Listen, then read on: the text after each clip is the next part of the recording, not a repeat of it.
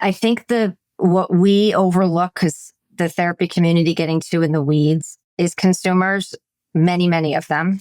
And nothing is a generalization to all, but many consumers think about physical therapy as a burdensome commitment and a lot of active work that many consumers don't see themselves fitting into, and need to know upfront, whatever the marketing is, that there is a solution and that they will understand what that solution is immediately.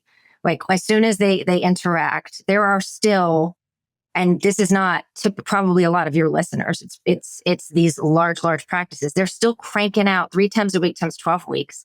You would think that would be old, but it's still out and about. It's still there. People don't want that. They don't want it. And it's unfortunate that it is so, baked into fee for service. It's got to stop. It's not going to stop before fee for service is not predominant. But if it doesn't, you're still going to be fighting against this feeling that it's a burden and it's work. And there's so many things that have to go right for a patient to show up, right? To complete their plan of care. But anyway, I will leave that there. And I think it would be really good for your listeners to hear a little bit about what's on the horizon for health policy. A lot of this physician fee schedule stuff is going to be a next year thing, second half of the 119th Congress. They're more likely then to deal with things like how are we going to fix physician and other provider pay? That will probably marry into paying PCPs differently, thinking about how that might look different, how to put that into accountable care at the same time, and macro reform. So, I know many of your practices have to report MIPS. MIPS is kind of stinky in a lot of ways. It's not doing what they said it would do. These things are connected and there's no appetite for it this year. This is going to be Trump tax cuts. This is going to be the border. This is going to be mandatory extensions that they have to act on. But that's Congress. Let's step just for a moment to what we're hearing now about the administration. And by the administration, let's talk about Center for Medicare. So we know Center for Medicare and Medicaid Services is likely, as long as it gets confirmed, going to be Dr. Oz. He's very pro Medicare Advantage. And the growth statistics as of right now, just because people are, working people aging into Medicare, they're used to managed care and they're opting more into MA than they are into fee for service, much higher rates. What we also know is, I'm not going to say his name yet because it's not official, but the person that's 99.9% likely to get the job as leading the Center for Medicare and Medicaid Innovation. He's a venture capitalist. He looks at the world very differently than the Innovation Center does now. And what we're very likely to see is something come back that I want you guys to hear it and decide if you're going to pay attention or not.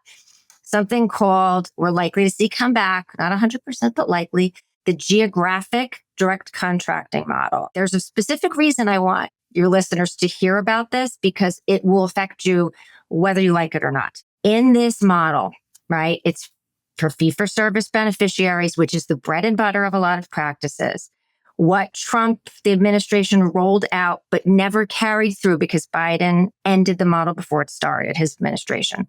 What this model does is it takes regions of the country apply an entity, and leave that broad, an entity, very likely to be a lot of health plans, apply to Medicare to own the risk for a geographic region. And what that means is you don't need the providers in the area for the fee-for-service patients to belong to these risk-based entities.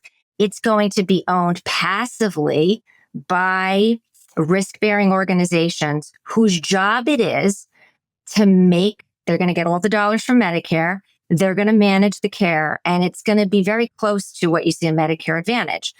You don't have prior auth because it's still fee-for-service Medicare, but you are going to have direct contracts between this entity that's going to own all the fee-for-service beneficiaries, responsibility for them. They're going to get into as many direct contracts with downstream providers as they can to incentivize upstream care.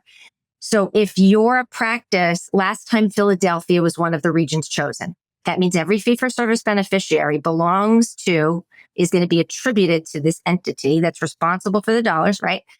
If I'm a PT practice and every one of the docs in my community is now in a contract where they're going to earn more if they can prevent hospitalizations and save money, right? If I'm a practice owner in that area, I certainly want to know and to be at the table also getting into these contracts where there's going to be really strong referral relationships. If you're responsible and your livelihood is going to depend on whether or not you're successful, you will choose the practices to refer to that are going to help you be successful. So know about this. If you see it come out and we know what areas, decide to apply and what get accepted, assuming it looks like it did before, right? There's some assumptions we're making here.